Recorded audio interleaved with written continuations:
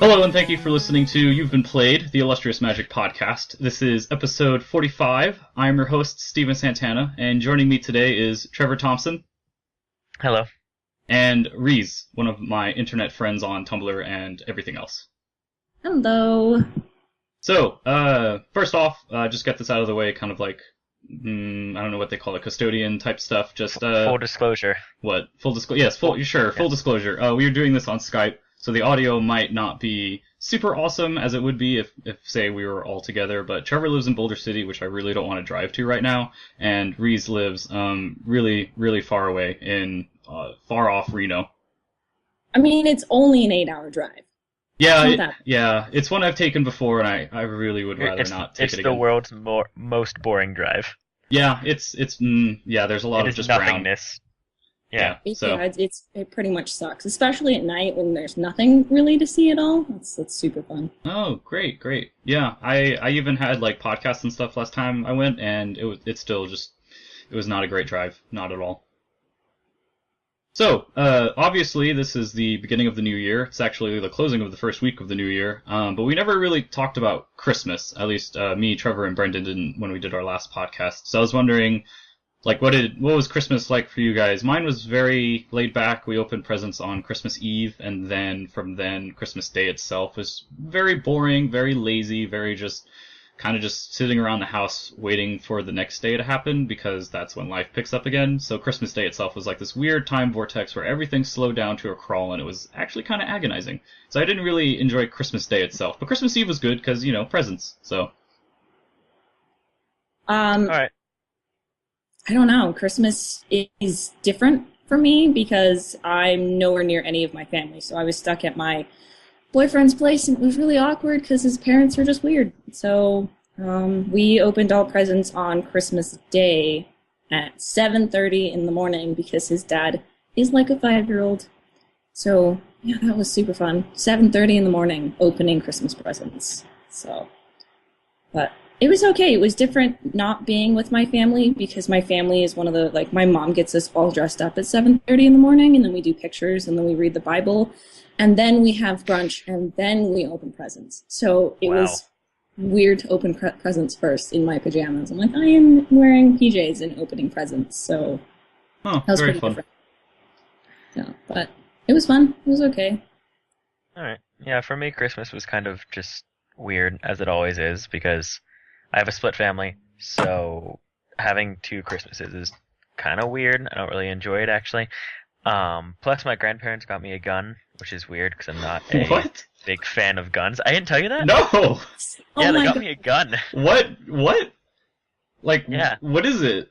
Like a handgun or like a... It's a 22. So it's not like...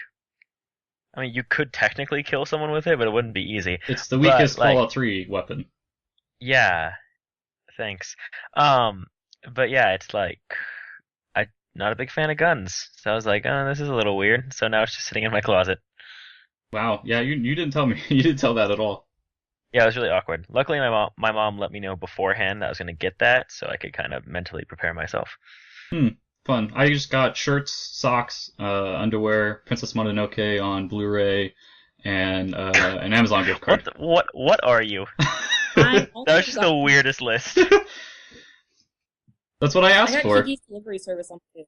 Oh, that one's cute. I really like that one too.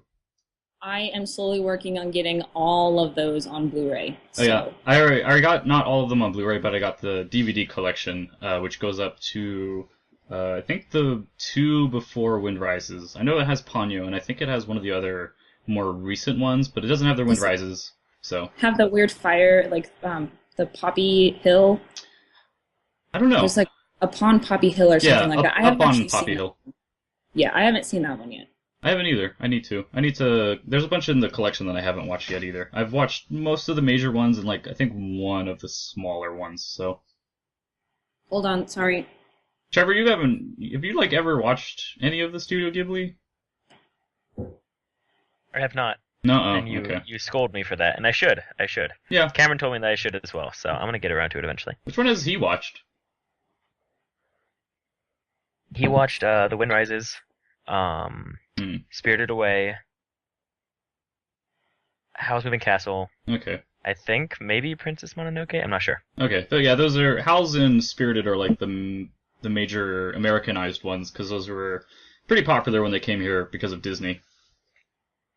Yeah, he said he basically had like Studio Ghibli Saturdays in Norway where he would just sit in his room and watch a film like by himself. Okay. Very cool. So I'm like, oh, that's cool, I guess. Yeah, nice. Yeah, I was watching Princess Mononoke recently before I went to bed because I redid my room, so it's much easier for me to watch stuff before I just fall into oblivion. So I had some really weird dreams that night, but I didn't finish it. I got to the trippy part at the end where the spirit god like gets his head beheaded and then he turns into like this giant demon. So, but yeah. And then last thing about Christmas is I always do this where I have this piggy bank where I basically collect spare change and tips for my job, and I used that to buy Persona Q Shadow of the Labyrinth for my 3DS about a week before Christmas, or like a few days before Christmas. And that was basically my Christmas gift to myself that I do every year as well. And I was afraid at first, because after I purchased it, I realized that I had put that on my Christmas list, but I was pretty sure nobody was going to get it for me, because it's like $50 and it's a video game. So they usually don't get that type of stuff for me. So they ended up not getting it for me. So, but the funny thing is that my grandfather did accidentally buy Scott Pilgrim, the black and white version instead of the color version, which I put on the list. So I already own all of the black and white versions. Trevor still hasn't read the volume 1, which I gave him. No, you took it away because I said I wasn't going to read it. Really? No, I don't think I did because I don't have it. Oh, well, then we lost it. It's somewhere. Oh, just like you lost Ocarina of Time 3D. Okay, hey buddy, fuck off. It's not your game, alright? It's mine. I can lose it if I want. Whatever. I mean, I haven't read the Scott Pilgrim books in so long, I barely remember what even happened in them. They're really good. And I think I've seen the film actually only like once. Yeah, I haven't watched the film as much as I've read the comics. I love the comics so much. So what'd you guys do for New Year's Eve? I just haven't really Sarah. Oh, okay. So what'd you guys do for New Year's Eve? I sat on my couch and watched Tanner play through The Walking Dead. Very fun. Trevor? Until midnight. And then I fell asleep. So, I worked and then went to my friend Kaylee's house and found out that Steven was already there, which was really weird.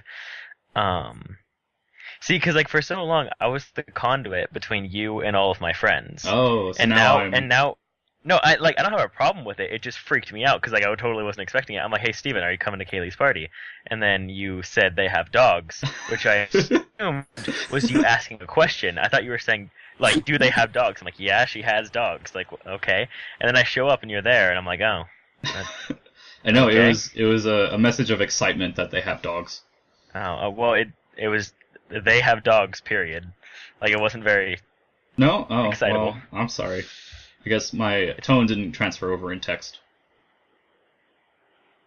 But yeah, one sec. My headphones are being weird. Okay. But for New Year's Eve, I went to the Gomez's at first with my family because I worked until like 4 o'clock, and then I got home and started working on stuff on my laptop, and then went over to the Gomez's, and there I brought my laptop with me so I could continue working on stuff.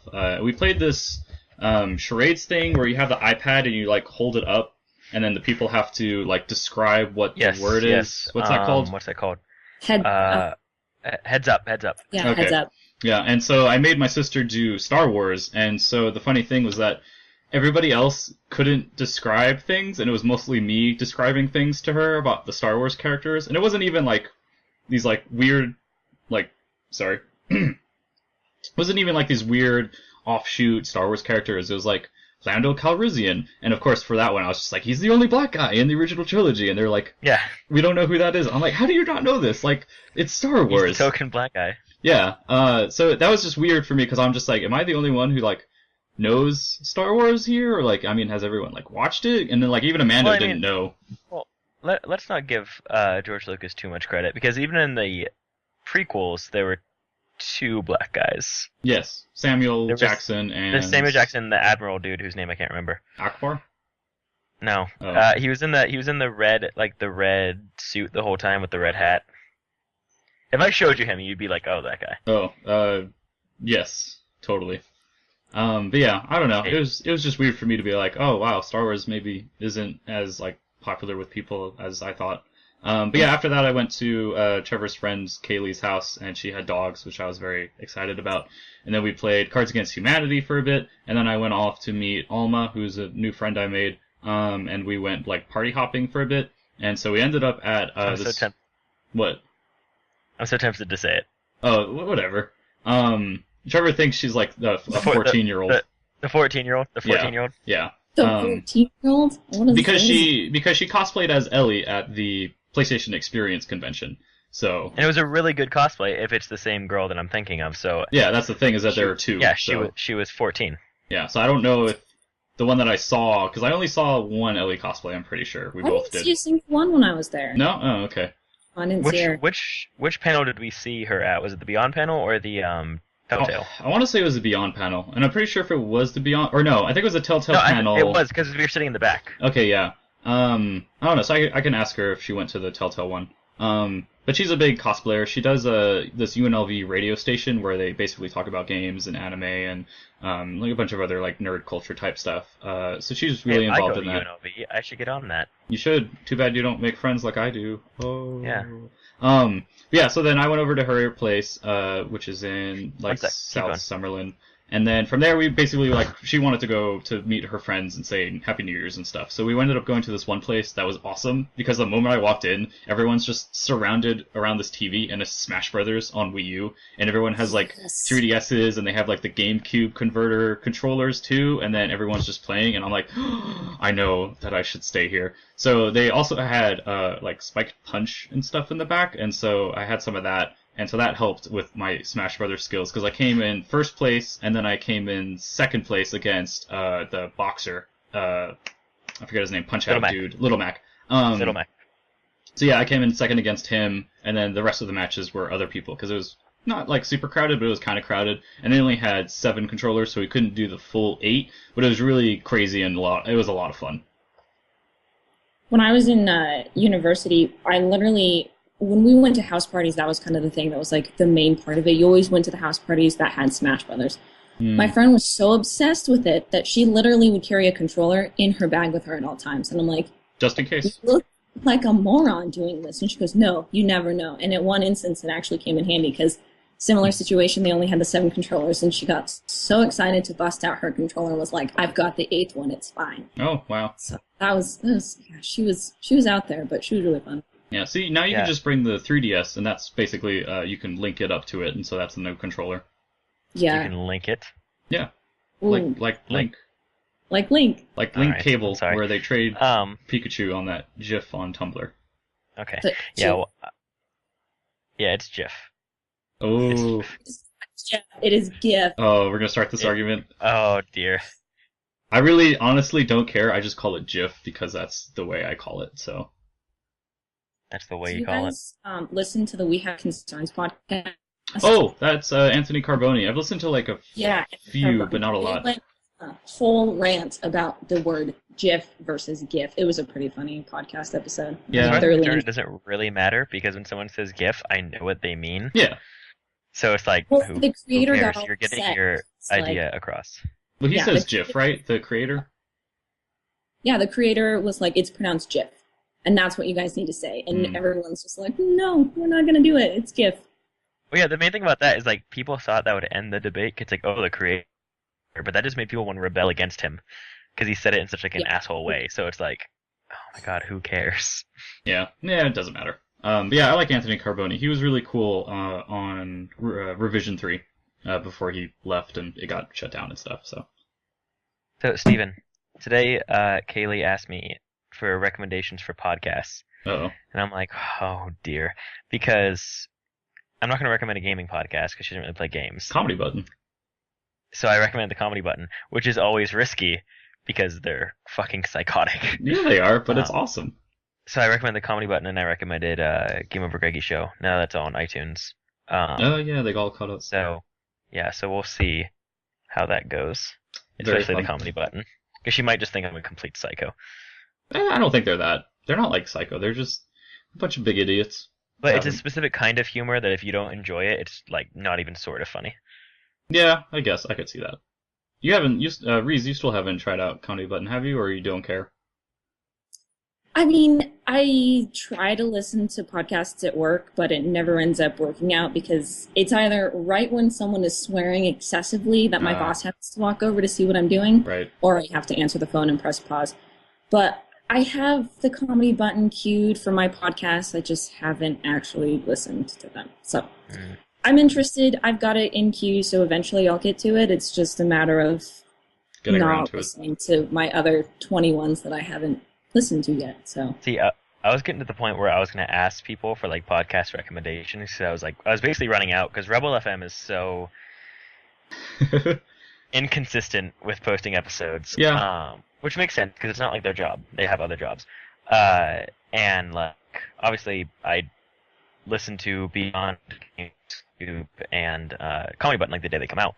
So I was going to ask for more podcasts, but then all of this kind of funny stuff went down with Greg and Colin leaving IGN and everything, and now they are putting out so much content I don't have time for it all. Yeah, the Twitch especially. Like I don't really care about the Twitch streams because that's like okay, but I want to watch their live show every morning, and I try to watch the archive, but I'm like, oh my god, this is an hour and a half every day. Yep. It's pretty cool though. I like it. I like cool. I like both the Twitch and the live cast, which is on Twitch anyway. But one of my favorite tweets actually right after this all happened was something like, I think they're playing a giant game of game journalism, musical chairs or something like that.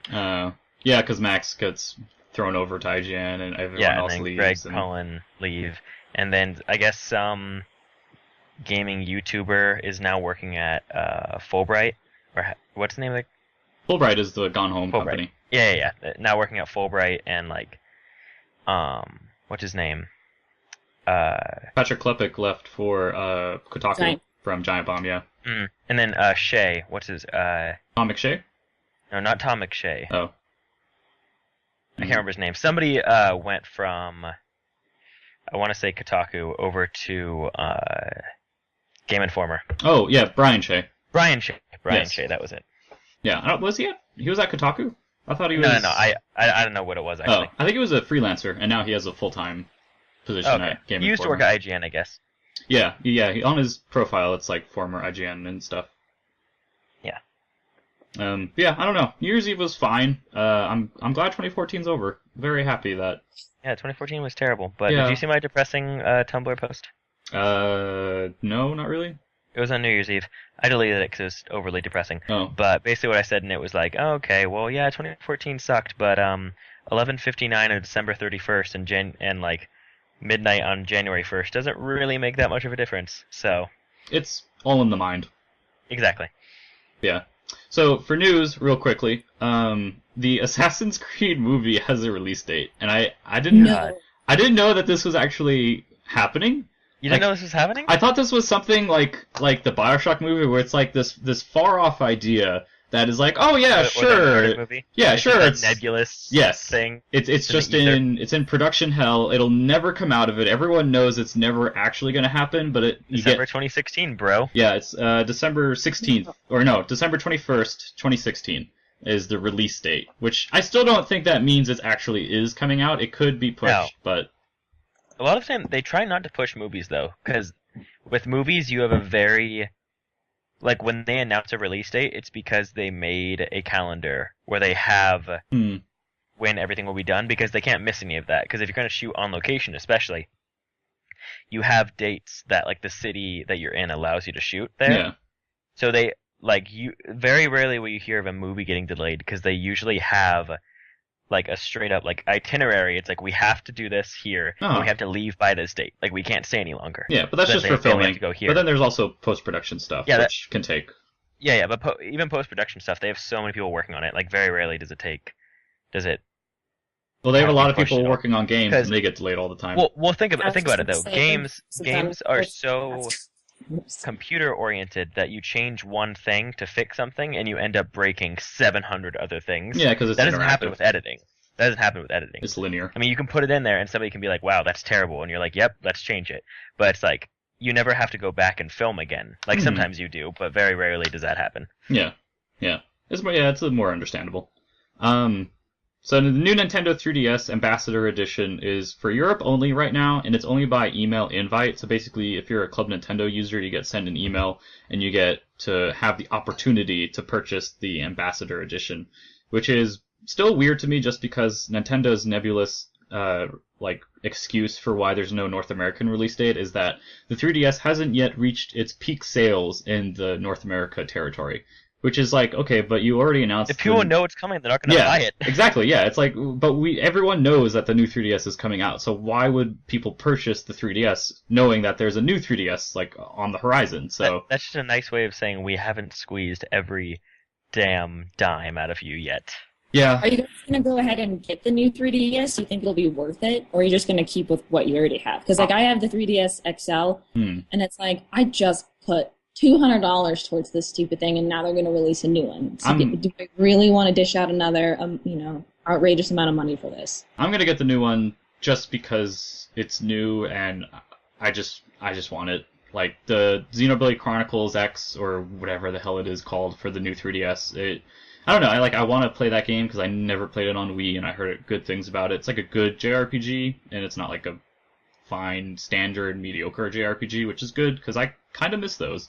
But yeah, other than that, I don't know, there's not like a whole lot new. One of the things that I'm really holding out for is that they bring SNES and Game Boy Advance Virtual Consoles games to the new 3DS, because they've refused to release them for the current 3DS, for whatever reason.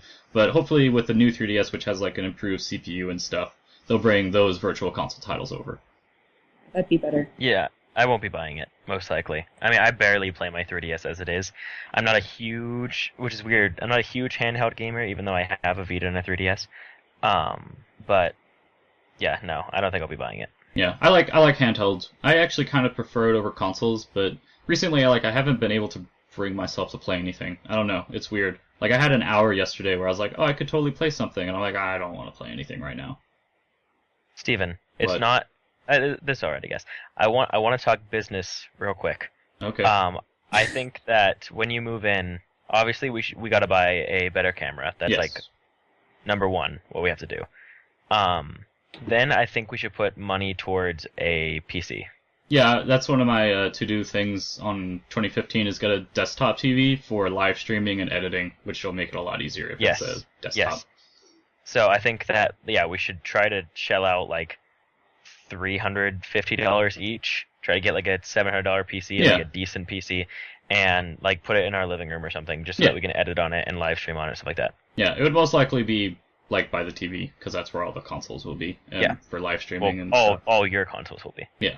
So, but yeah, I still need a full-time job so I can. Cause Yes, if I had I totally get that. Yeah, if I had a full-time job, everything would be so much easier because I would make so much more money. So, Reese, give me your job. Except not in Reno. What is your job? She makes like millions of dollars every month. Work in property management. So I'm basically, I make quite a bit an hour, but considering that I live by myself and I have to pay for everything by myself, it's not as great. I need to make at least like $4 more an hour. Hey, you don't live by yourself. You have cats. I do. I have two cute little cats who are actually, every time you see the table shake, it's because they think that my chairs on my table are their forts. Okay. So they'll tackle each other, and so the table will shake, and I'm like, damn it, cats. Fun. What are their names? I don't think you ever told me. Books and Finnick. Finnick, like as in Hunger Games? As in the Hunger Games, You know, Finnick. everybody asks me, but it's because we called him Finicky when we first got him, because he's such a finicky eater. Oh, okay. He won't eat. He has a specific bowl, and it doesn't matter if the other one has like the greatest food in the entire world. If it's not in his bowl, he won't eat it. He'll just look at it. Oh, weird. So. And Casper has the opposite problem, where he eats everything he sees, except he eats it so quickly that sometimes he'll throw up. So. Oh, Spook says that all the time. He thinks he's starving, so he goes over and just. I'm like, oh great, thanks, because I totally wanted to clean up vomit.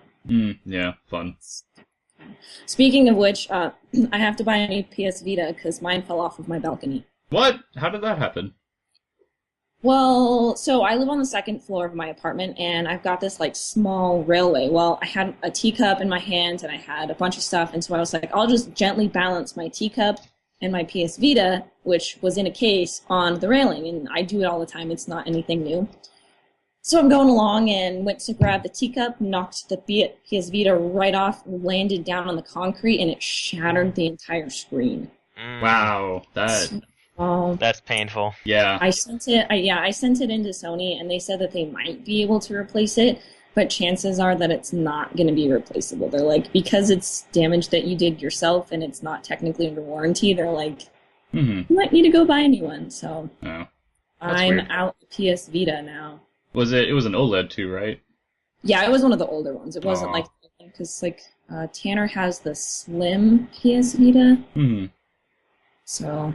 Yeah. But I guess I could just import a pink one from Japan and make my life that much better. Yeah, I like the feel of the new one, but I don't know. I like my OLED a lot. Because we played the new one, the Slim PS Vita, when we were at the PlayStation Experience, and they feel really good. Like, I really liked it, the way it felt. Okay, I love them. I think that they're great. That's what Tanner has, and I actually played his more than I played my own because I liked the feel of it better. So it's a small blessing in disguise that I get to go buy a new one, but it's also $218 that I get to go. Yeah, that's a lot. Yeah. I was surprised that Steven always gives me crap, but my Vita got set on fire and it's still okay. How did you set a Vita on fire? He didn't set it on fire. His house was on fire. It was inside my house, which set on fire. Oh, was this that story you guys were mentioning? I was listening to one of your podcasts. Yeah, it's the one Trevor always brings up every time. Yeah, his house burned down. Oh my god, I want to punch you in the face so badly. But yeah, like, I was Trevor. Shocked, because it was like 2 days later, and I was like, God, I have nothing to play, because like this was briefly after you let me borrow your 3DS, and I was like, all right, well this is nice, but like, I really want to play my Vita. Yeah. So I was like, you know what? I'm like, Mom, how many more days until we can go inside the house? She's like, technically 3. I'm like, all right, well, I'm going in right now. So I went inside the house. It was terrible. And then I found my Vita, and it was covered in water and covered in smoke and covered in, like, ash. And then I found my 3DS, which was inside a bag. So I'm not as surprised that one works. And I grabbed both of them, and I walked out. And I was like, all right, 3DS should be okay. Vita's done for.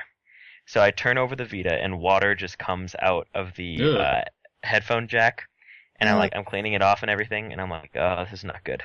And I try and turn it on, it won't turn on. I'm like, oh, come on. So then I plug it in, and I leave it sitting there for a little bit, and I go back over, I turn it on, and it turns on, and it's totally fine, and it's worked perfectly ever since then. That's a miracle. And I'm like, how? Like I poured water out of it, and it's perfect. So I'm like, okay. Still smells like smoke. Still smells like smoke, though. Hey, it's barbecue. Yeah, I get PTSD every time I play it. Whatever. Sorry, PTSD is not funny. No, it's not. That's terrible.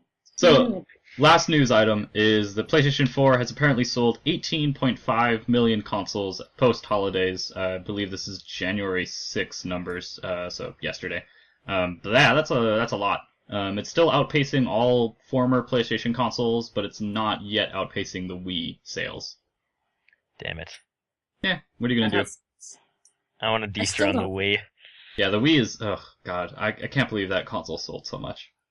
Because not even like... I'm like... Go ahead. It's little kids that are buying it. Like, let's be honest, how many little kids... I mean, when I was talking to most of my coworkers who have children between, like... I don't know, kids are weird. So they've got, like, kids between, like, 5 and 12.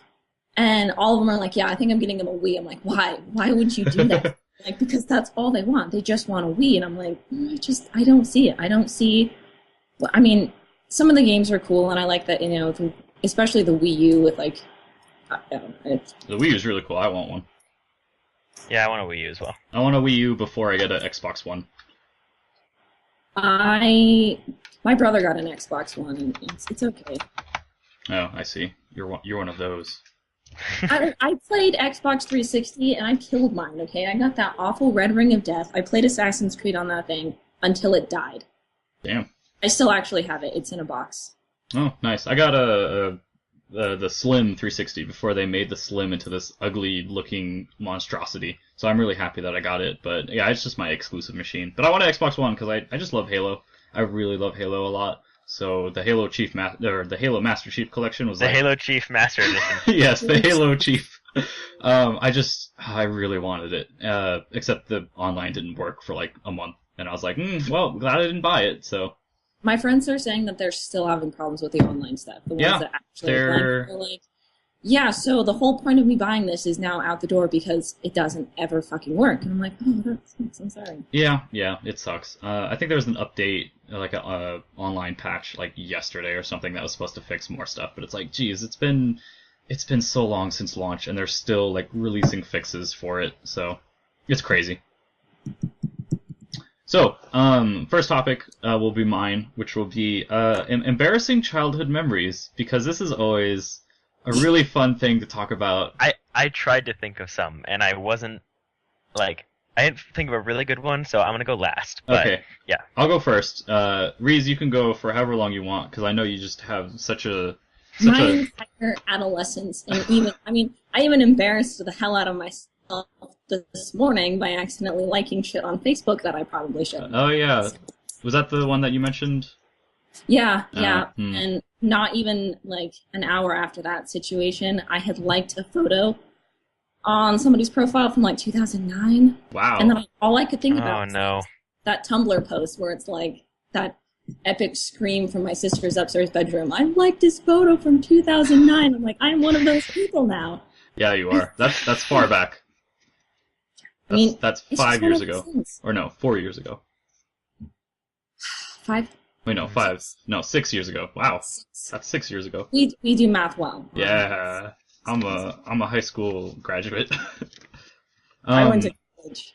Yeah. So, one of mine is, I think this is one that, like, ran throughout all of my adolescence, or not adolescence, just my childhood, was, I would constantly be, like, in New York, obviously it's not Vegas, which is just desert and brown. New York had green and trees and backyards that actually were livable. So I would always be in the backyard, and I would always basically be, like, imaginary fighting these, like, invisible threats and stuff. And so I would I would do that all the time. Yeah, but I would be somewhat self-conscious. Granted. Well, no, I was by myself. Okay. Yeah. So I would be somewhat self-conscious about it, to the point of where I would, like, be trying to hide from windows of houses when I'm doing this type of stuff, because I'm like, I don't want other people to see me, but I still want to do this because I enjoy it. So I would have, like, a wooden sword and stuff that I had, and I would be, like, swinging it around and, like, doing sound effects and stuff, and it was totally in my mind, but then I'd be like, stop, and be like, oh, wait, did anyone see me? Like, is anyone, like, laughing at me right now? So that's one of them, just, like, generic type stuff. But then one more specific one would be, I was at my best friend's house when I was, like, 6 or 7, I believe, and this was the first time that I was sleeping over a friend's house, which was, like, this monumental, like, thing for me, which was, like, a milestone of growing up, was like, oh, the first sleepover. Yeah. So I go over to his house. I kind of have, like, a slight headache because I didn't really like what they made for dinner, because I was a super picky eater when I was young, and I've gotten a little bit better, but not a lot. So yeah, no, you haven't. Whatever. So we're playing Pokemon Stadium, and I remember we were playing Pokemon Stadium, and as we continued playing throughout the night, my headache got worse and worse, but I didn't want to, like, say anything. I didn't want to stop playing Pokemon Stadium because I didn't have an N64. He had an N64, and I had the original PlayStation. So this was, like, totally new to me. I only had a Game Boy Color, so I was playing Pokemon Gold, and I never saw, like, these 3D Pokemon that were fighting now in Stadium and stuff. It was amazing. So all of a sudden, though, I like, get this feeling of, like, from my gut, and I'm like, oh no. So I grab his pillow and start running to the bathroom, and as I'm going to the bathroom, I throw up on his pillow, and then I throw up more in the bathroom itself. And so, my first sleepover was consisted of me throwing up on his pillow and part of the rug. Dear. So that was really fun. I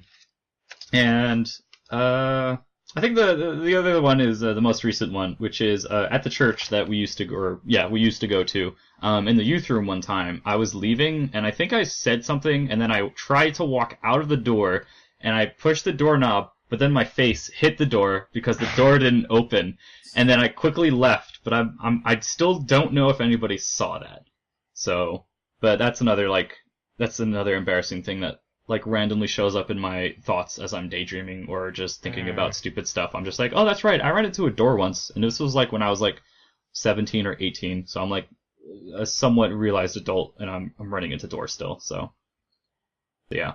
So Reese, what's an embarrassing memory from your past? Oh my gosh, my entire literally and I actually still am. I'm so awkward. I trip over my feet and anything like I'm so awkward when it comes to being just a person in general. Like the whole idea of carrying around this bag of flesh just means that I'm gonna hurt myself in some. And it's never just like a normal hurt yourself, like, oh yeah, I was playing this and I kind of broke my finger. No, mine is usually traumatic and witnessed by everybody. So the ones that I mentioned to Stephen earlier that he told me I had to bring up, sophomore year of high school, I was on the debate team. And we were in the library doing something. I can't even remember what we were doing because it was so traumatic that what happened afterward. Sitting there, kind of obviously staring at the guy that I had a huge crush on. He was a year older than I was, so he was a junior at this time. Scandal. Not paying attention and ran straight into a bookcase. I literally broke I broke this bone right here in 3 places. Hit the bookcase so hard that I just laid backwards, and I'm praying to God, maybe no one saw. No, of course he saw. So he comes over and he's like looking at me. He's like, so are you okay? And I'm like, I hurt so bad, and I just saw white that I literally just started crying, and I asked for my mommy, and it was the worst thing ever. It felt so bad, so we had to drag your corpse.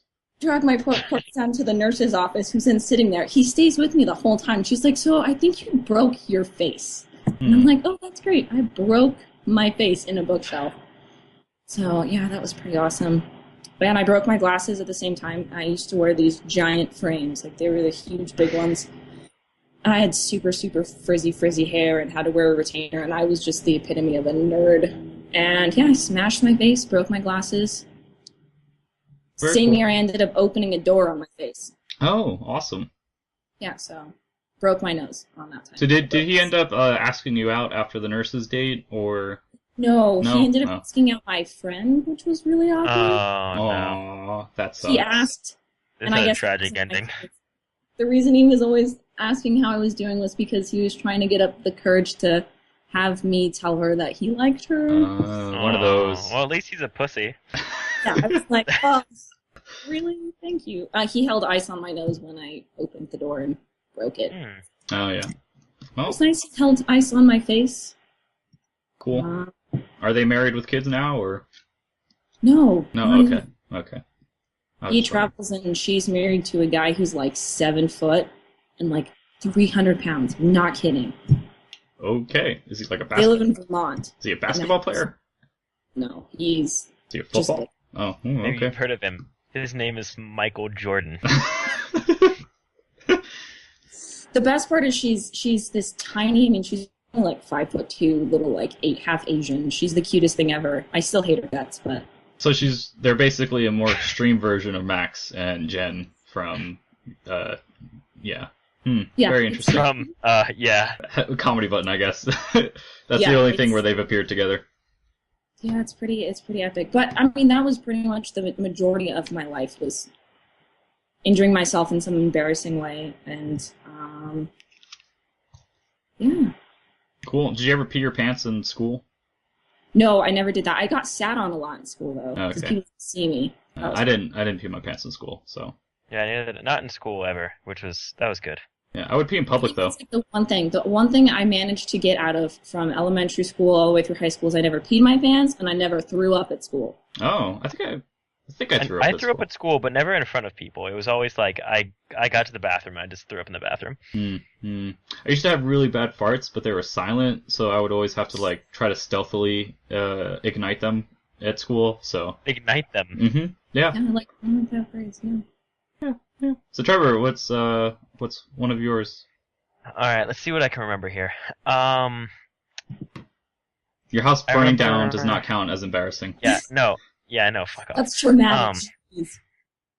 Let's see. I remember one I used to do the same thing as you, like make believe like I was fighting bad guys that didn't exist. And my friend and I used to do that all the time. And one day, like my I can't remember who it was, but it was somebody older than us. It might have been my brother's friend. We were probably in 5th grade, going into 6th grade. It was getting to the point where like we shouldn't really be doing this anymore. And he like walks outside and he's just like, "What are you doing?" We're like, "We're doing what we always do." Like Cameron and this kid have been friends for years. It's like, "We're doing what you see us do all the time." He's like, "You're almost in junior high. It's like, it's time to stop." You gotta step like, up your game. Like, we were so mortified with the fact that this like older kid told us that we should stop doing this, that we were like, okay. And we like that was like we just never ever did it again ever, and we were like, all right, we're done. So was the season finale to your imaginary adventures like left on a cliffhanger then? Yeah. Our non-existent audience is probably demanding a sequel, so they don't want to see you on a Kickstarter to get the direct to sequel movie. The best part is that I have like vivid memories of like everything we used to like pretend we were doing. Oh yeah, I still do too. So like I can just like run through these storylines in my head that make zero sense. Oh, of course. But like we were so into it. It was awesome. Yeah, mine was always it was War Greymon, except he had the powers of a Super Saiyan and he was fighting an army of Gundams. So damn. So there's that. That sounds like an anime. Just little. Whenever I play games like that, I always made myself like an assassin, and my brother would usually be the poor victim. But so that's why Assassin's Creed is such a great game for you then. It really is. I loved the idea of being an assassin, and my mom, she was super crafty and made me a little cape with a hood on it because that's all I wanted. So cool. I thought assassin in your mom was a Templar. Oh no. Her mom was a Templar. At first I thought you said, I always wanted to be an assassin in my mom. And I'm like, what? Like, when you were a baby, you were an assassin from the very womb, I wanted to be an assassin. From the womb, I knew what my destiny was going to be. Oh, goodness. But yeah, she was definitely probably regretted doing that, because then it was like, I got my Xbox, and that was pretty much the end of it. She didn't see me very much that summer. And I was like, what? My mom still has it, too, and she brings it up to everybody that I ran around and pretended to be an assassin. Yeah, moms do that. So. Yeah, and then the other one, which not probably worse, definitely worse. I was in 8th grade, I think, and we had this 8th grade dance at the very end of the year. Oh God! So this is the only. Is it? Yeah. Oh God, so bad. This is the only 8th grade dance I ever went to because. Well, this is the only dance I ever went to. I didn't go to a single high school dance. Good. What? So, well, I was gonna go to prom, but then my house burned down. I'm sorry, Steven, but it was actually directly related to that. That's why I didn't go to prom. So, because that was the only dance I ever planned to go to was senior prom. Anyways, who are you gonna go with? My girlfriend at the time. Oh, right. So. It's the 8th grade dance, and there's this girl I like, and she sort of likes me, I'm pretty sure. Like, we had something go, and it was like, okay, this is going good. She looked at me twice. Right now. Yeah, she looked at me at least 3 times in that school year, so I knew it was meant to be. So, no, like, we had been texting and stuff like that because we were cool and edgy. You had a phone? In 8th grade, yeah. Oh my God. You didn't have a phone? 6th grade. Oh my God. No, I had a phone in 6th grade. I didn't have a... That's when I got my phone. I didn't have a texting phone until like 9th. You guys probably had like decent phones. I had a Nokia because I'm old, so. Mine's like almost the same. My first cell phone was a Firefly. Do you remember those things? Nope. I do remember those things. Okay, my brother had one of those in the 6th grade. That was what he got. So Steven, it was basically a walkie-talkie. Oh, okay. That could go long distances. Like that sounds awesome. It had no. The phone was embarrassing itself. It had 4 buttons. It had call, end call, and a button for mom and a button for dad. Oh, I see. And the parents had to program their numbers into it. Yes. Okay. You couldn't put a number in unless your parent gave you the password. Mm. So anytime a girl was like, "Oh, hey, like put my number in your phone," I'm like, "I can't. My mom has to say I can." So it was just really bad. It was not a good phone. It was not fun. And then after that, I got a Nokia. Those never die. No, they do not. My mom still uses her. Well, it's technically mine. She still uses it as an alarm clock. Oh, interesting. So she can throw it against the wall when she gets angry in the morning, and it still lives. Yeah, that's how you turn off a Nokia. You just throw it against the wall, and then it goes through your wall, and you have to go retrieve it outside.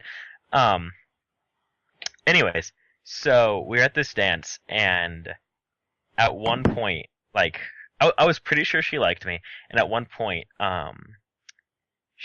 have to, like, we're talking, and she's like, yeah, like, you're just really cool, and, like, really hinting at it, so I'm like, alright, this is all going really good. And then, like, a really upbeat song starts, and she's like, let's go dance, and I'm like, oh, shit. Yeah. I don't know how to dance at all. So, like, I go and I dance, and I probably totally embarrassed myself. I don't remember how I was dancing. I don't remember what happened at all. There were a bunch of people dancing, so nobody really cared unless somebody was, like, watching you. And, like, we were dancing together or whatever. And then, basically, right after this song, the dance ends. So, like, I go home. I'm like, great, this is awesome. She totally likes me. This is great. And then one of my friends is hanging out with her, and he calls me. And I'm like, hello? He's like, yeah, she doesn't like you anymore. I'm like, oh, shit. Somewhere in my dancing, I fucked everything up. Wow. Like, somewhere in my awful dancing skills, this all went downhill. How could he tell when his mouth was in hers, or...?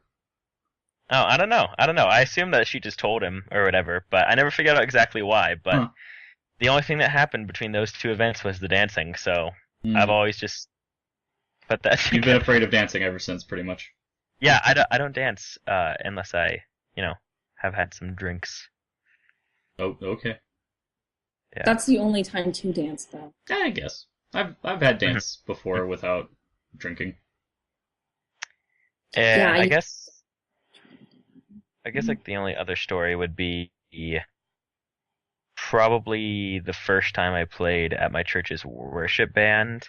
Because I played there for so long that eventually it was like, whatever, I don't really care if I mess up. But apparently the first time I played, like, I don't think I necessarily played poorly. It was just that at the end I was talking to our friend Sarah, and I use the term friend loosely because we haven't talked to her in forever. Yeah. But I was talking to her, and she was like, yeah, dude, the entire, like, 20 minutes you stayed in one position and just stared at the stand. Like, you did not move, except for, like, your hands playing the guitar, and your eyes did not leave, like, the music sheet. And I'm like, happens. oh, that is embarrassing. That's funny. Okay, so you guys have to explain this to me. I was raised Catholic, so what's praise and what is it you call it? Praise and worship? Yeah, what is that? Okay, honestly, they You're tried Catholic. to explain to me the difference. They tried to explain to me the difference between those two types of music, and I was like, there's no difference. You're lying to me. So it's basically just really boring contemporary Christian music. And for our, like, youth group, we basically had our own band made up of people in the youth group. So it was basically everybody 18 and under, except for a few people. And yeah, it's just, like, have you heard of Chris Tomlin? I have not. It's a bunch of feel-good music of, like, oh, blah, blah, blah. It all sounds like love songs, except it's directed towards the moon in the sky. So some of it I enjoy still. Like, I like Gungor a lot, and I still like All Sons and Daughters, just because they write good music. Yeah. Like, it's just pleasing to the ear. But most of it is just really bland, boring music. Like, I don't know, it's the music you'd hear on the radio, and if it didn't have lyrics, you'd be like, oh, this sure is a song. Wow. Yeah, see, Catholics, we have, like, singing, but it's all scripture singing. So it's kind of like, when you think it's so stereotypical Catholic, because it sounds like monks singing in the church. That's literally what half of the stuff that we sang sounded like. It's like we sing amen instead of saying amen. But yeah, I've never experienced. Yeah, that it literally sounds like that. Yeah, I used to go to Catholic church a long time ago when my parents still were. I remember a little bit of it. The most I remember is I was always bored, and we would always have to kneel and stand and sit in various different combinations of those three. I saw this. Oh, go ahead. Oh, No, I was just going to say that's what kept me entertained, because my poor siblings had to go to church with my mom, and she went to like a normal Christian church. And they're like, why does your church get out early and you get to stand and sit? We have to sit for 3 hours. I'm like, yeah, I have to do that. Sounds like a Mormon church. Mormons like have 3-hour services. Yeah, my mom wasn't Mormon. They just had like a really long, As far as you know. As far as I know. That's when the pastor, I guess is what they're called, Yeah. stands up and talks scripture a lot. He leads the flock of sheep who believe anything he says. I saw this awesome Mike Drucker tweet that was like, for any Catholics, for any like people that were raised Catholic and are just now going back to church for Christmas, they changed the order of the kneeling and standing up. They're trying to catch us in our lie. I'm like, that's awesome. Oh man. That's perfect. Yeah, Brian Altano's review of church is really good. Yes, I thought it was a little harsh at times. Where I was like, okay, like no, obviously, and you could tell that like even Anthony was a little bit bothered by it a few times because Anthony was like, okay. Well, yeah, because Anthony did religious studies when he was in college. Yeah, because he like understands all of that and stuff like that. So, not all Christians. Hashtag. Yeah. So Reese, what is your topic you'd like to bring? I was toying between the idea of like, I guess, spontaneous acts in not just what you've done, but like ones that you regret doing and ones that impacted something. Everything I've ever said. Things I've said on this very podcast. Oh yeah, sometimes. And it doesn't have to be something you said. It could be something like an act. Oh no. Sorry, my phone is ringing. Oh, okay. He's gonna kill me because I ignored his phone call, but that sucks. Are you dating a murderer?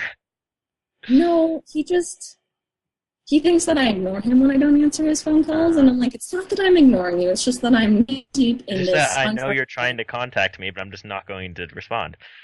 Yeah, so then he'll start texting me, and then he'll send me a tweet, and then he'll be like, I know you're online, I can see it. I'm like, I'm not. It's a little possessive there, but yeah, sometimes we all need our time alone. Yeah, he doesn't know what that means. Anyway, or with two random guys on the internet. Oh, that's true too. Yeah.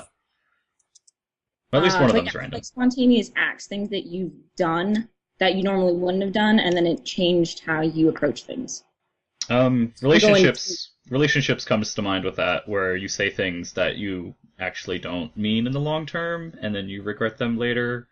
Wherein you're like, oh right, I said that. So yeah, I don't want to get into specifics. But yeah, that's definitely one where it's like, Well, we want you to get into specifics. Well, I can't, because people. So. Oh, gotcha. Yeah.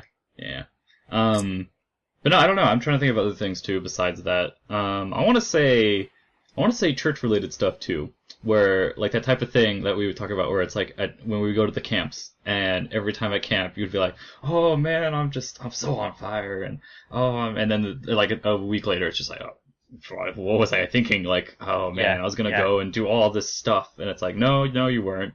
So. Yeah, I've made some promises at church camp that I shouldn't have made.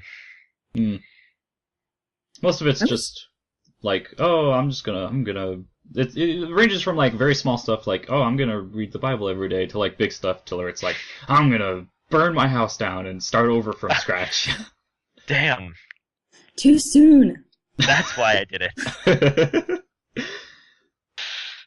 Oh my gosh. See, and that's kind of the advantage of being Catholic, is that we never had to do our own things in order to better our lives. So if you did something terrible, you just told your priest and you're like, hey, I did this week and I'm sorry, and tell Jesus I'm sorry and everything will be okay. And he's like, okay, you need to do like 3 Hail Marys and you're okay now. You're not going to go to hell anymore. And I'm like, great, I feel so much better. See, and that's one of the genius things about Catholicism, because it's like, because they make it seem like that should clear your conscience. But like with the Christianity that Stephen and I followed, it was like, oh, well, you messed up and, you should definitely repent to Jesus, but that's not going to make you feel any better. And you're like, damn. Yeah. And on the downside to that, Catholics are completely guilt-ridden. Like, it took me, I'm still getting over, like, that whole idea of guilt. And like everything is your fault. No, that's the same here. I mean, I've referenced it with Trevor before. It's that Protestant guilt that you feel. So yeah, that I definitely. still love that. I still your greatest regrets. Yeah. Was that? That was like so good. I think that was episode 29. That was one of our really good ones. With Elise and Monica that Yeah, we did. yeah. That was a really good one. But What's your greatest regret? Well, you know that feeling after you masturbate every time you're like, wow, I just regret that. Yeah, that's my greatest regret. yeah, that was mine that I brought up. That's so funny. Oh my god. It was great. But other than that, I don't know. Have Like, you guys have you guys ever done something crazy like, I don't know. see, I'm spontaneous in that there'll be a time, like, I'll go a week straight without seeing anyone, just being in my room, being in my house, not going out except for work, and then on a Friday night, I'll be like, I want to hang out with someone, and I'll text people, I'll be like, what are you doing? You want to hang out? And they're like, no, I'm already doing something. I'm like, oh, okay, well, next time, and then I don't talk to them for like another week. So that's my spontaneous, is like, oh man, I'm really good at last minute plans, so. I think you're really bad at last minute plans then. I'm really good at You can't making. make any. Yeah, I'm really good at making last minute plans that don't happen. So. Yeah, I don't know. Kind of like not really when I drink. Like I just get more honest than I already am, like as usual. So I'll start like texting people, and I'll just be like, oh dear, I should start taking your phone away. Oh no, it's not anything bad. It's actually helped in a lot of situations actually. Where I don't know, it just helps like clear up. I texted Kat 17 times last night. Well, no, it wasn't like that. That's no. I don't even. That would be bad. No, I don't have her number anymore anyway. I just get really, really sarcastic when I drink, and I try to text sarcasm, and it just doesn't work. So it never. I'm like, no, I was just being sarcastic, and they're like, you can't be sarcastic in a text. So then at one point, I started typing sarcasm after every single text I sent to my friend. I sent her 132 text messages one night, and she was like, I'm going to just kill you. No. That's what I'm going to do. And after every single thing I said, I wrote sarcasm. Sarcasm. Oh, dear. That's she's like, why would you do that? I'm like, quite an because accomplishment. I put my point across that I was being sarcastic this time. And she's like, yeah, no more phone for you. Jeez. Actually, the bar that we go to a lot, the bartender will actually take my phone and put it on the shelf behind the bar so that I can't get to it. Oh, he's a smart man. That's a good bartender. He's like, hey, can I have your phone now? You've had two. I'm like, okay. That also means you've been there for quite some time. Or gone there It's like our quite a few favorite times. Oh, okay, that's why. It's Abraham Lincoln themed. It's called the Lincoln Lounge. Wow, that's great. That's a great title. It's actually that's a place. pretty cool. It's the most hipster bar there is in all of Reno. It's literally in the ghetto because when you try to get there, the bus station is right there where all the homeless people hang out. And then across the street is this terrifying biker bar that you cannot be around after like 2 a.m. because you'll probably get stabbed. Wow, okay. That's just kind of how it is. So when you walk into this place, it's like red wallpaper, like red and gold, fuzzy wallpaper. And Weird. they've got Sounds like velvet. like all these old school like chase lounges and stuff. They went all out for it, but they have these beer cards, and that's the only reason we started going. So you have to drink, I think it's like 202 different beers in a year. Oh, okay. And then you get a t-shirt and a mug, and you become part of the Lincoln Lounge Club, which I've done twice now. Oh, damn. Well then. I haven't done that. They do a whiskey card, which is the John Wilkes Booth whiskey card. Yeah. But I don't like whiskey that much, enough to drink it all. Like, I think there's 70 that you have to try in Okay. a year. The thing that sucks, though, some of them are like $8 for a little tiny. And I'm like, I'm not spending that much money on whiskey that I don't even like. So. Yeah. That makes sense. So, Reese, what are spontaneous things you've done? Spontaneous. I am notorious for doing those spontaneous road trips. Oh. That usually end up like. Mostly my friends get really angry with me because Where do you go? We drove to Portland, Oregon to get Voodoo Donuts one time from Pocatello, Idaho, which is like I think it's a 15-and-a-half-hour drive. Oh my god. To get donuts. How did That's they? the only reason. How did they agree to that? Well, they really didn't, because I didn't tell them where we were going. So I got in the car and I picked up my friend Kimbra and my friend Evan. Evan is the gayest friend I have. He's fantastic. So, Oh, yeah, that's how I feel about Steven. Hilarious. So we get in the Right. car and they're like, all right, so we're going to dinner. I'm like, no, we're going on a road trip. They're like, swear to God, Reese, if we're actually doing this, it better not be that far. So we drove to Portland, Oregon and got Voodoo Donuts. Well, And we that drove back after we got, because after midnight you can get a 5-gallon bucket of donuts for like $10. wow, that would be like me picking up Trevor and be That's like, awesome. "Oh, we're gonna go on a road trip," and he's gonna be like, "Where?" I'm gonna, "Oh, just somewhere," and then we go to like San Francisco and then drive back. Like that's Dude, less. no, that's a 10-hour drive. And if you were to say we're gonna go do that, I would do that with you. Yeah, I mean, I would want. That is awesome. we could, but I I don't love know. road trips as long as you're with people you like. Yeah. I don't. We could technically, but I don't know. I don't know. We'll see. Yeah, I don't know. I don't do spontaneous road trips. I remember when I was younger, my father did one spontaneous road trip, which at least for me it was very spontaneous because it was just like a Saturday out of nowhere. He's like, "Oh, we're gonna go somewhere." I'm like, "All right, fine." And we all got in the van, and then we like drove to Laughlin. And we didn't do anything in Laughlin, and then we drove back. And Laughlin blows. it was like 3 hours, and we were just like, why did we even do that? Laughlin's terrible. Yeah, Laughlin's not that great. It's whatever. There's nothing there. Yeah. Yeah, so I did that a lot with my friends, my poor friends. I drive them everywhere. We used to go to Salt Lake City a lot because it was close and they had a bar and we were underage, so that was the easiest place to go. Drove them all the time there. Fun. One time I talked to my poor friend Kimbra. She's actually like a super smart biochemistry major. Nonsense. She got into Notre Dame as her second choice. Oh, wow. Oh. Yeah. She's like, it's my second choice. I'm like, oh, it's so rough. But yeah, dragged her to Salt Lake City and then had to drive us hungover as shit to make it back by her 10 o'clock final. Wow. She showed up in a hot pink tube top dress and 6-inch stilettos to What? take her final and aced it. That was the best. Damn. Why was she Damn. in that outfit in the first place? Because we were partying in Salt Lake City. I guess, sure. It's weird. Interesting. I mean, my trunk was notorious for having the weirdest outfit combinations, mostly because I was friends with drag queens. But Okay. I see. That makes sense. My You trunk live just... an interesting life. Yeah, you do. My trunk just has this month has chairs happened and microphone since I was stands. 18.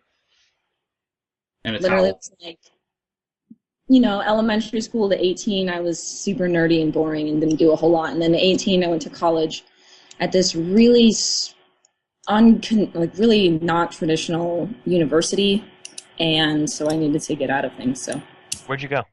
I went to Idaho State University in Pocatello, Idaho, which Pocatello is sounds really familiar. No, I Yeah. think didn't they just mention that on Beyond yesterday? Pocatello? I don't know. I feel like somebody wrote in on Beyond yesterday Pocatello because when you said Pocatello, I was like, that does sound familiar for some reason. Yeah, it does. I don't know. I was thinking more of my family mentioned it. Yeah, they call it Pokey, but it's literally. Have you guys heard of Brigham Young University? That Yes. really. Kind of. It's Yes, good old 45 BYU. Yeah, it's 45 minutes away. It's one of the strictest universities. They have a dress code. You're not allowed to dye your hair unnatural colors. It's 45 minutes away. And it's in Rexburg, I think. The really strict one's in Rexburg. So, needless to say, most of my friends after my freshman year of college were married and were having children. What? Because, no lie, at ISU, you get what they call your MRS degree. You go there to get it. And that's it. That's your entire plan and almost Steven, all of them are... I see your confusion, Stephen. MRS is Mrs. Oh, I get it. This degree, your MRS. Hilarious. I was trying to think of like the acronym it stood for. Marital registration Service?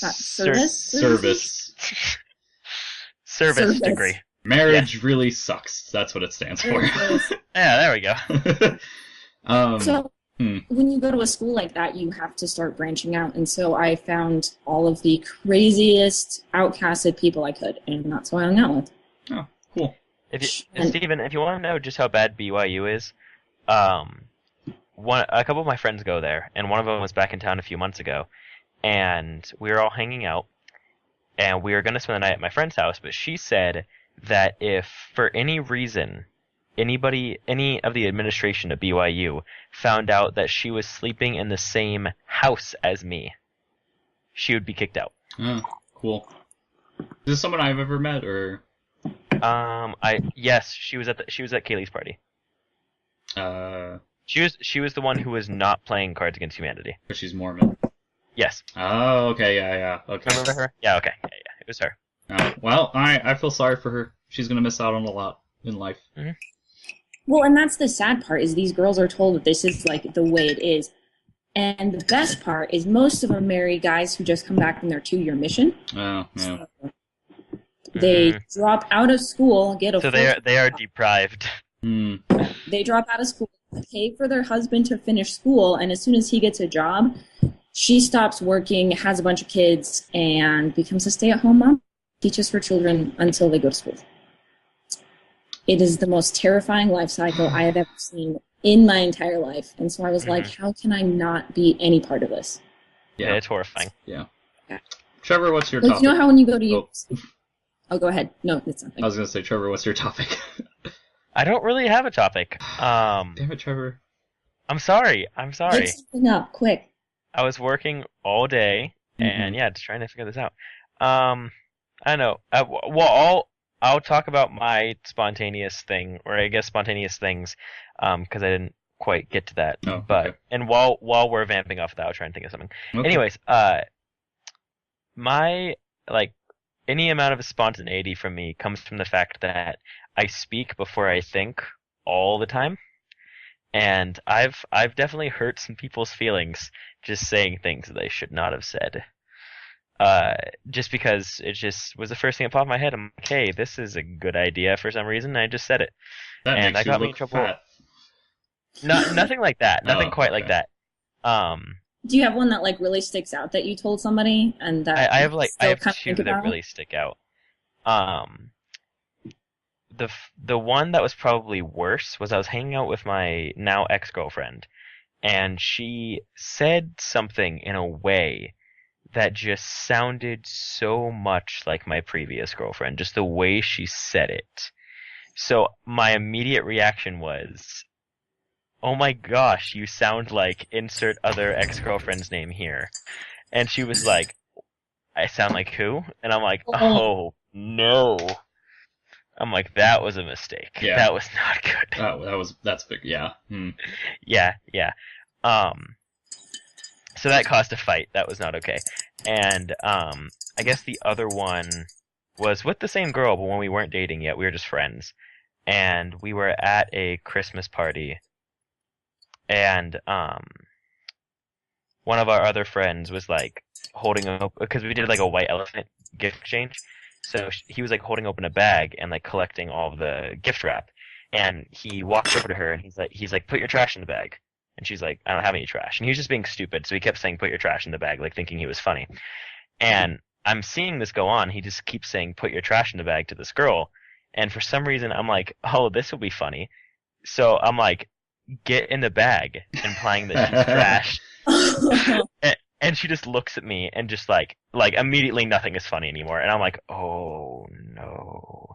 So I'm trying to figure out why she even decided to date me in the first place. But yeah, I was like, oh dear, that was not good. So yeah, I've said some rude things in my life. Yeah, I have too, but most of them have been on purpose, so. Yeah, you're very blunt to the point where I'm like, wow, you're just an asshole. Yep, but I'm still charming. I just bad about that, especially to teachers. I've told my teachers off and have ended up in the principal's office so many times. Wow, jeez. No, I never had that problem. I just didn't care for my teachers. They never expected it because they were like, oh, she's so nerdy, she just sits in the back, she doesn't say anything. And then all of a sudden it would just come out of nowhere. And I'd be like, I'm going to be in so much trouble for this. So it got to the point where one of my, he was like the second principal, I guess. We had like administrative principals who I actually went to church with since I was little. And it got to the point where they would just send me to his office and he'd be like, really? Again? And I'm like, well, you know. So. What would you argue about? I called it was my chemistry teacher, and I'm terrible at chemistry. It was his first year teaching AP, what was it? It was some weird AP physics. That's what he was teaching. He'd never taught it before.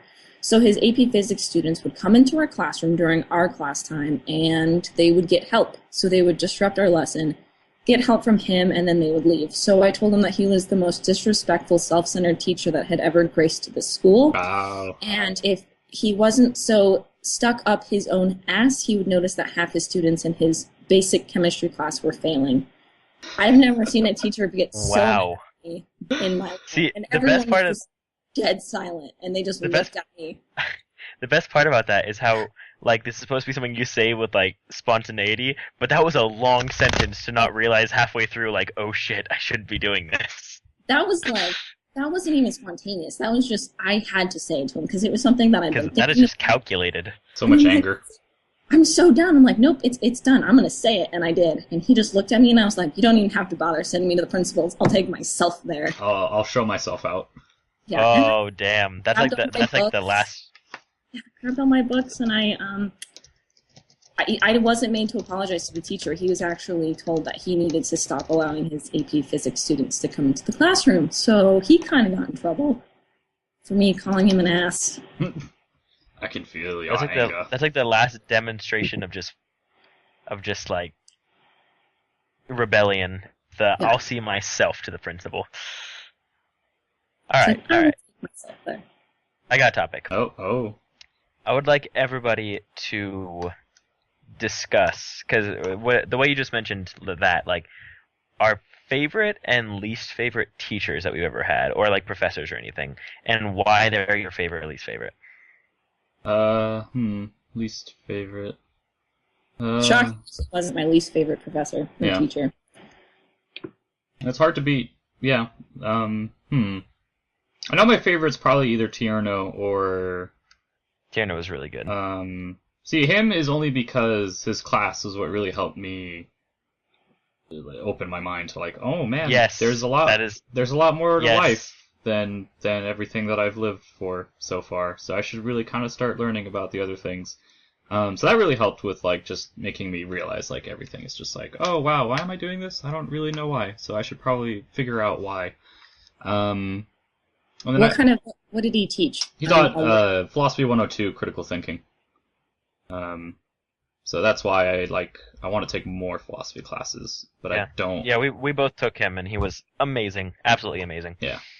But other than him, I don't know. There weren't any other really standout teachers. I liked Mrs. Close from the church high school that I went to, just because she was really cool and laid back. And as far as teachers I didn't like, mostly just like the college professors who were like so wrapped up in themselves that there's one discussion that I had during, it wasn't creative writing, but it was like English literature, I want to say, where the teacher and like some other people, like, I described it as they got into a dick size contest where they're like, oh, look at me, I have such a, but it wasn't about something like that they did that was great. It was about how terrible other people in their family was. And so it was basically this competition of who has the worst family. And so they were basically swapping stories about different family members doing terrible, annoying things in class. And I'm just sitting there like, oh man, we're just flopping our dicks out on the table about how terrible families are to get the biggest one to figure out who it is. And I'm just like, this is such a waste of time. Why am I here? So yeah, that was a lot of fun. My sorrow is worse than your sorrow. Yeah, pretty much. Oh my gosh. No. I actually had a favorite high school teacher. It was, his name was DeLuiso. The terrible thing is he was known for dating a senior every single year. So, oh gosh. What? yeah, it was just kind of his thing, but he wouldn't ever date them outright until, he always waited till they were legal. And he kind of like picked them at the beginning of the year. And then by the end of the year, like the day after school, everyone knew that they were going out. It was really weird. How old was he? He was like in his 30s, I'd say. Bald, completely bald, super terrifying. He had these little tiny, like, rectangle framed glasses and that stupid soul patch that's like right there. Ugliest guy I've ever seen in my entire life, but it never failed. He always had the hottest senior by the end of the year. Wow. He ended up getting one knocked up and then married her and is now my a God. lawyer. Yeah, he's a lawyer now, though, which is kind of weird. But he was the first person to recognize that I didn't need to do homework in order to prove that I was smart, because I hated homework, so I wouldn't do it, so my grades would drop. And he was like, that's it. He goes, we're not doing this anymore. He's like, you're not doing homework. And I'm like, okay, cool, I'm going to pass your class. He goes, no, you're going to do a quiz instead of homework. So he actually had my mom go to the school board and tell them that homework wasn't doing me any good. So he convinced the school board with my mom to allow me not to do homework anymore for the rest of my high school career. Cool. So I got Nice. an alternative form of teaching because of him, and is the only reason I managed to graduate high school without failing every class. Okay, cool. Yep. Mr. DeLuiso. Yeah, I have a very standout story of a teacher who wasn't necessarily a bad teacher, but just possibly the world's worst person. And like I'm not even exaggerating when I say that. So in 6th grade, I had this science teacher, and I'm not going to mention his name, but after I give this information, it's not going to be hard to find him. So in 6th grade, I had this science teacher who was really awesome, and the whole year, like, never had a problem. He was probably my favorite teacher, super cool and everything. Then we get to 7th grade, and one day someone walks up and is like, "Hey, such and such a teacher got arrested." Oh, you talked about this. And I'm like, "Well, why was he arrested?" And it's like, "Well, apparently they found a lot of child porn on his computer." Oh my gosh. And I'm like, okay. I was initially for like the first few months, I'm like, I don't believe it. Like, he was so cool. Like, there's no way he could be like this terrible of a person. Well, it turns out he could be, because 64 counts of child pornography on his school computer. Something like 7 counts of pedophilia, because he was also a he was a foster parent. Yeah. Yeah. So he would basically foster young boys, and that we knew that were our classmates. And yeah. I have no words. I just, Yeah, Oh. it would. Me and my friends were just talking about him the other night, and we found an article of when he got sentenced. He got sentenced to is now serving 6 life sentences. Woo. Yeah. So just in case the first 5 didn't work. So yeah, he's serving 6 life sentences. And we just like read all the charges. It's ridiculous. He made films starring himself and his foster children. Oh my god. He like just horrid, like absolutely terrible. And I'm like, just reading all of it, I'm like, oh my god, he was so cool. Because that's like everyone's thought when they hear about this. They're like, he was the coolest teacher. But oh my god, like. do you ever like think back during that class and like notice things that you didn't before? Or is it still kind of one of those things where like it doesn't even, you would never think that? The weirdest part, but no, there really wasn't anything. But the weirdest part is still that he taught sex ed to us. Oh. Like he taught sex ed to all of the boys, because they do the thing where they split up the boys and girls, and he was in charge of teaching the boys about sex ed. And I'm like, this is like, looking back at it, I'm like, that's so uncomfortable. That's because anytime he was like, does anyone have any questions? In his mind, he's like, please have questions. And we're like, oh my god. Oh. It was so bad. It was so bad. Wow. Well. Maybe I should have ended with that story, because my favorite teacher is like not as interesting of a story. I don't know. I just had a high school teacher who basically taught me how to debate, and was a really awesome history teacher, and made me want to be a history teacher for a while, until I realized that I didn't want to teach kids for a living. But yeah. Cool. Yeah, my least favorite teacher, that's definitely more of an interesting story. Yeah, cool story. It's not even that he was my least favorite teacher, he's just the worst person I ever had as a teacher. Yeah. Morally. Yeah. Oh yeah. Oh jeez. Wow. Well then, it's quite the end, I would say. So I won't give his name, but if you want to Google some of the information I gave you, you'll find him real quick. He lives in You'll Boulder find City. him real quick. He did live in Boulder City. Yeah. So Boulder City, Nevada. So there you go. That's really all you need. There's not much there. Oh man, that's just Ooh, that. Uh-oh. Oh, okay. Internet. Your house? I can't hear you guys. Oh, okay. Okay, we're good now? I think There we're we go. back. Got it. Okay. Alright. That was weird. Yeah, it's For some reason, all the audio stopped, and then I heard like this low hum, like a plane was about to crash into one of your houses, and I'm like, oh dear. Oh wow. there it goes. It's the end. Well, if it did happen, it wouldn't be a low hum. Yeah. So, yeah, I don't know. That's about it for today. Unless you guys got anything else you want to bring up for the last thing. Sorry to end it on the sad cast. Hey, Yes. pull the tragedy lever. Sometimes it helps. Yeah. It's fun every once in a while. Yep. I don't know. I guess we can mention it. Like we mentioned it briefly, but what do you guys feel about this whole like Greg and Colin leaving IGN thing? It's good. I That- like it. It surprised me. Yes. It came out of left field, definitely. Like, I don't know. I remember just like casually seeing the tweet that morning, and I was like, "Oh, that's kind of funny." And then like I didn't think about it, and then I was like actually going through my Twitter feed. I'm like, "Wait, does that actually say they quit like real life?" And then all of a sudden, It was kind of funny. Ah. it was literally just a spam of other kind of funny stuff. So I spent the majority of my workday, probably shouldn't have, but definitely going through all of their kind of funny videos and watching as much as I could without getting. Yeah, I caught. texted Trevor and Brendan first thing when I saw that, and I'm like, Greg and everyone else quit or left or something. See, the best part is that when I woke up, like I had an abnormal number of text messages, not just from you, but from like other people. Oh. So like I'm like looking through my phone and everything, and like I don't even get to your text messages before I just decide to go on Twitter. So I was on Twitter, I'm scrolling down, and then I see that Max Scoville joined IGN, and I'm like, holy shit, this is awesome. So I pick up my phone, and I'm going to text Steve, and I'm like, this is great. I have it halfway done, and I'm like, oh wait, there's some messages up here I haven't seen, and I check them, and then it's like Greg, Colin, Max, Nick and Tim have left IGN. yeah, and I was like, so then I jump back on Twitter, and I'm like scrolling down, and I'm like, what the fuck? Yeah.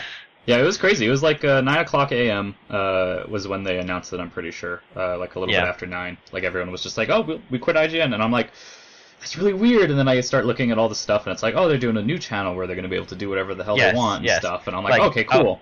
I was really upset until I found out they were starting Kind of Funny Games, because I'm like, okay, as long as you guys are still going to do, like, still play games and talk about games, stuff like that, that's cool. Yeah.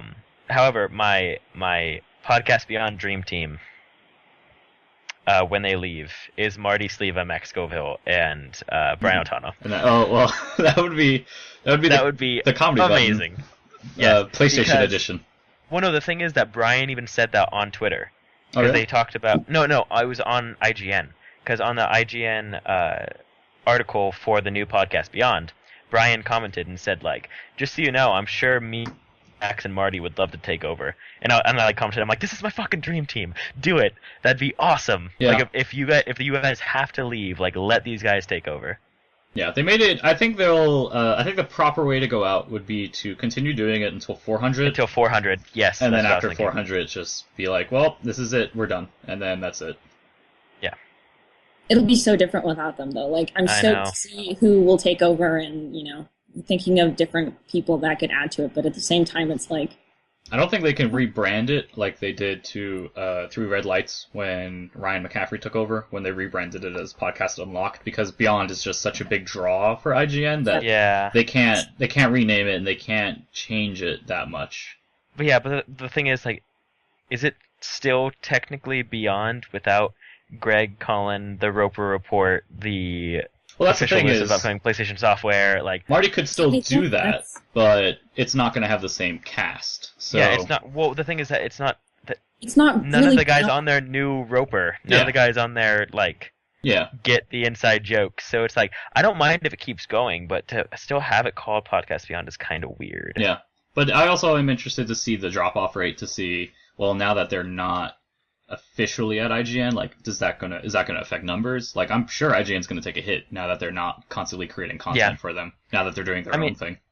I mean, my dream, like the faraway dream that's never going to happen would be that IGN's just like, all right, we're changing the name, and frankly, like, just take the rights to Podcast Beyond. Yeah, Like, that'd just be good. the rights to the name, because that's the only thing that's kept. Like, nothing in the podcast itself is copyrighted. Like, Well, none no. of the segments or anything. It's just the name itself is copyrighted. Yeah. So if they're just like, all right, we're changing the name of our PlayStation podcast, and Greg, just have the name, because you know that they would keep doing it if they had the name. Yeah, they Like would. they would probably change their games guest to Podcast Beyond, but now just make it about all games instead of just PlayStation. Yeah. So, I don't know. We'll see. Interesting times. They got that kind of funny live event that's supposed to be a 3-day thing that they hit with the milestone goal. So that's sometime in 2015. And then Podcast Beyond 400 will be a big event. Maybe at the office again. That's when they did 300. So hopefully we'll get a bigger venue because 300 was pretty packed in that room. So. Can we just talk about how crazy their Patreon has been? Oh yeah, it's 20. It's over 28,000 combined now, which is about. Now it's over 30,000. Oh wow, nice. Yeah, they both hit at least 15. Oh wow, that's a lot. Yeah. Oh yeah. Crazy. Yeah, I'm giving them $1 each. Yeah, they also hit 100,000 subscribers on the Kinda Funny channel. Yes. And they're at 28,000 on Kinda Funny Games. Yeah, that'll grow. I bet you it'll grow quickly in the first month. Oh no, I'm sure it's still growing. Like I'm sure they're still getting hundreds, if not thousands, every day. Yeah. Well, they also did a bunch of publicity stuff. They were on the lobby at GameSpot. Yes, I watched that. Or a good portion of that. Yeah, they put up the Podcast Beyond, which is basically an explanation of them, what they're doing now. But of course, on the podcast, they couldn't say where they were going because I'm sure IGN didn't want them to. But in the article, people were like posting links to the different videos and stuff like that. So. Yeah. And I would just like to say. Oh no. Going down to the comments in that article, people are assholes. Welcome to the internet. Because most of the time on the Podcast Beyond article, I don't usually go to it because I do it on iTunes, stuff like that. But most of the time the comments are like, oh, hey, good episode, or hey, like, I disagree with this. And like, it's maybe 200 comments of people just hanging out and talking. This one had like 1,500 comments of just people being like, oh, glad that fat fuck is finally gone. And I'm like, oh my god, I hate you all. That's hilarious. It made me so mad because it just brought out all the trolls. Like, just... Because it was on the NeoJeff. What's it called? No. The Podcast Beyond article page was on the ticker. Oh yeah. So it was like on the top front page. And yeah, it was front page, and like it said, like the description for it was Greg and Colin are gone. So what does that mean for Podcast Beyond? Stuff like that. So it just brought out so many douchebags. I'm like, oh god, I hate you. Yeah, it happens. But I always just want to link them back to that episode that Greg and Colin did where Greg basically like hands it to the trolls and was like, go ahead and do this, but guess what? Man, well, thanks for the bigger assholes. That was one of my favorite things was like how people hate Greg and Colin so much, and people in the article were like, oh good, that pretentious prick Colin is finally gone. But then like somebody responded and they're like, you do realize that like you've all been calling for him to get fired. He left on his own terms to do something that he enjoys. Yeah, like, exactly. He left to be happier. Like, all you want is for him to be unhappy, and he left to be happier. And people were like, oh, fuck you. Yeah. I just like they sit there and they're like, oh, I hate him, I hate him, and hate him. And it's like, why the hell are you listening to the fucking podcast then? If yes. you don't like him so much, don't listen. It really is that easy. And it's the same thing with Greg. People are like, he's just obnoxious and loud. And I'm like, then why listen to it? You cannot listen to the podcast, and you don't have to listen or worry about it anymore. So yeah. That's my biggest thing on that. It's people are always like that. Did they say anything about Up at Noon? I don't remember. Yes. So people were freaking out because, who was it? I want to say it was, gosh, who are the women that still work at IGN? It was Alexis, because she, tweeted out a picture of a note on the Dave Fennoy coffee mug and the Ashley Johnson coffee mug. And it said, can you hold on to these for the last 2 Up at Noons? I think what Greg meant was his last 2 Up at Noons. Because then people on the internet were like, oh no, Up at Noon is ending, and like freaking out and stuff like that. But then Greg announced that Max is taking over for Up at Noon. Oh, okay. Cool. So, but Nick has also gone, because now that they've moved to like the panel, like, format, yeah, I'm curious as to how that's going to work now that Nick and Greg are gone. So there's kind of bringing another person, I guess. Marty. Oh, maybe Marty. Then it'll be Marty, Brian, and Max for Up at Noon. But Up at Noon, I just want them on a podcast together. Yeah, Up at Noon is the opening bit is basically them making jokes. Well, yeah, I know, but it's only like 5 to 10 minutes long. The reason I want it so badly is because I want to get back to the old days of Podcast Beyond, where they just don't. They would stay on topic for a little bit, but not really. Go off on wild tangents. Yeah. No. That's my favorite thing about listening to the Giant Bomb is it's like 3.5 hour long podcast. Yeah. Of just like fucking going off topic, crazy. Wrestling. God, Dan Riker and his wrestling. Yeah, they talk about wrestling a lot.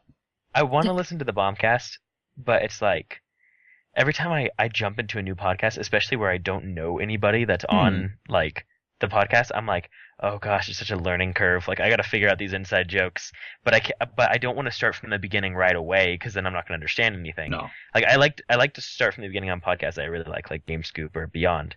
But it's like it's so much. The thing about like Giant Bomb that I've noticed, because I jumped in kind of in the middle, I didn't really listen to that at all until Tanner was like, just listen to one episode. He goes, that's all you have to do. It's kind of a struggle to begin with, but like once you start listening to it, their kind of inside jokes are brought up and they're mentioned, and so it's just easier to fit into it. And you're like, oh, okay, that makes sense. Like Dan Riker and the whole wrestling thing and his terrible eating habits.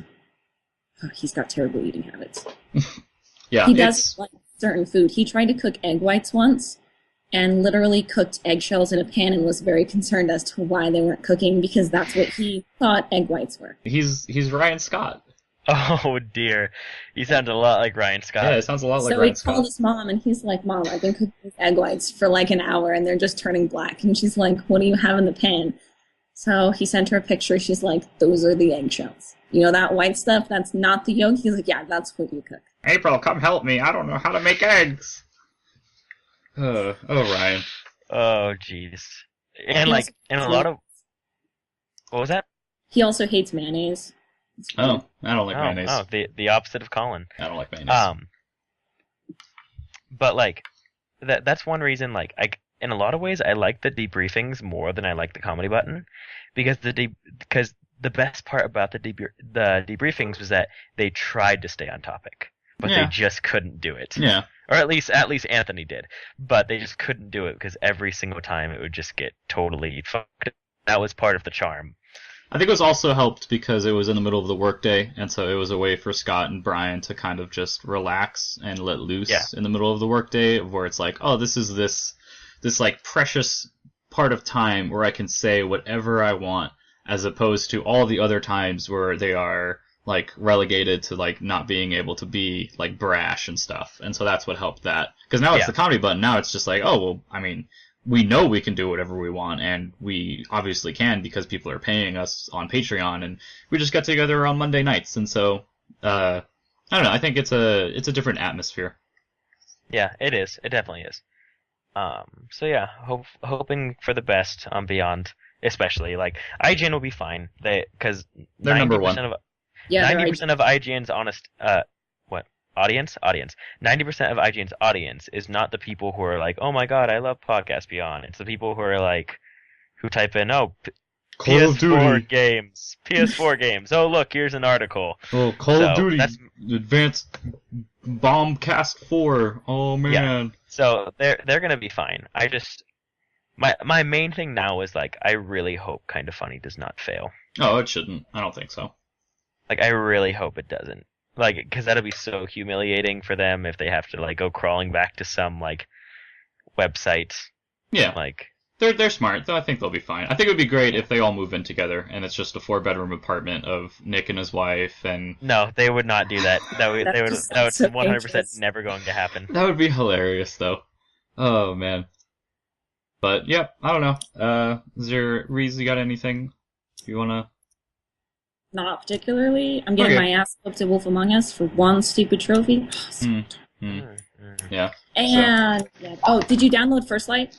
No, I'm gonna do that. I'll download it. I'll add it to the queue tonight. Or actually, no, I think I did last night because I remember going to the PlayStation Store and adding the swapper to my cart, but not downloading it. And I think I downloaded First Light and then put it in sleep mode. So. Okay. I was just super stoked that was free because I've been trying to buy it for like 6 months and. Easy platinum. Yeah, that's what they told me. They're like, it's going to be free. It's going to be free. Just wait. I'm like, I can't really wait. It's $14. Just let me buy it. And they're like, it's going to be free. And then finally, January 6th, it was like, Yes, okay, it's free. I'm gonna download it, and I haven't played it yet. So Yeah. What's your Reese? What's your trophy level? I'm a 4 because I lost my original PSN information. Oh no, I that's was upsetting. I was an almost a 9, and I lost everything. So I lost Okay. all of my Assassin's Creeds. I lost all of the Uncharted's. I lost everything. Oh no, I think So that's a sad day. I'm level Yeah. 18 at like 57% now. Yeah, I'm level 17 still, but I'm at like 85%. I think I'm almost at 18. It's real cute. Steven, I'm not even trying to be an asshole. Like, I'm not even trying to be. That's real cute, Trevor. Come talk to me again when you're at level 18. All right. Steven, Oh, Steven, yeah, Steven, do you want to know why my trophy level is so low?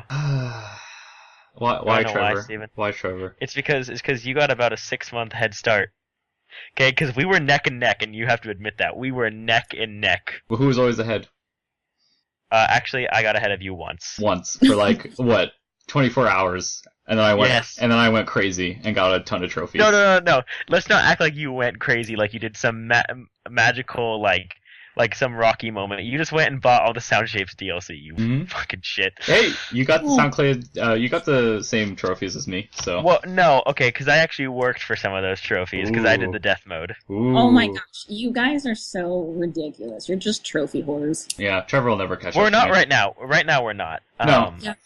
We've backed off a lot because I haven't. I just have to gain respect again because I feel like such an ass when I'm like, I mean, I'm 91% I'm at 91% on my level 4, but I'm like, I've been playing video games. I stayed up till 2:30 every night this past week, and I'm like, I just need to not look like a lame ass because I'm not that bad at video games.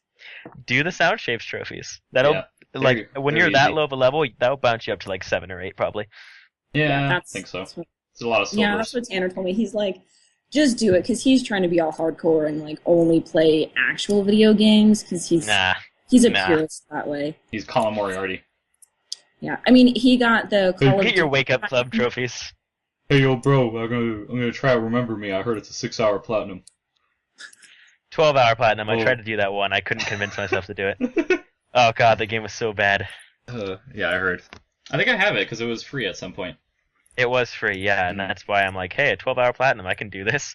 I made it 3 hours in. I'm like, oh, I can't do it. It's so bad. I'm gonna try and play something this week. I don't know. I got the thing I ordered for the PS1 and PS2 capture, so now I can capture gameplay footage from it. Good. I might use that. You know, they say the time is right to bring PS1 capture it back. Everyone's ready to see some PS1 videos. You know, that hot new console. Trevor, who's level 18 again? What does this have to do with anything? All right. Well, thank you. Steven, my house burned down. Thank you for. Thank you. Why do you have to bring that up every time? Thank you for listening to You've Been Okay, Played. here's the thing, Steven. You can find everything else we do no, on illustriousmagic.com. We're not doing this again. You can find this chili video that I did where I had to eat a habanero pepper that was really, really hot. You can find that on YouTube and my Facebook page and Twitter. Steven. You can follow me on Twitter at number8axel. You can find Trevor on Twitter at TrevTom. It's a little underscore Tom, you little bitch. between Tom and Tom is spelled THOM. You can find Reese at Reese Padilla. And you can find Brendan Padilla, you shit. I already told you that. and, You're like, how do I pronounce this last name? Like, how do you think you pronounce the last name? And 2 Brendan. L's. It makes the yes sound. And God. Brendan is at Telescope Eyes. Go like his pictures on Facebook. The fuck, Brendan? That are really hilarious, and I still crack up every time I see them. I posted them on my Tumblr for the world to see. So good. Yeah. It's so good. Okay, so Steven. What? Here, Just let him talk. you say that I mention the house fire all the time. It's because all the time. It's because all the time. It's because all the time. It's because all the time. It's because all the time. It's because all the time. It's because all the time. It's because all the time. It's because all the time. It's because all the time.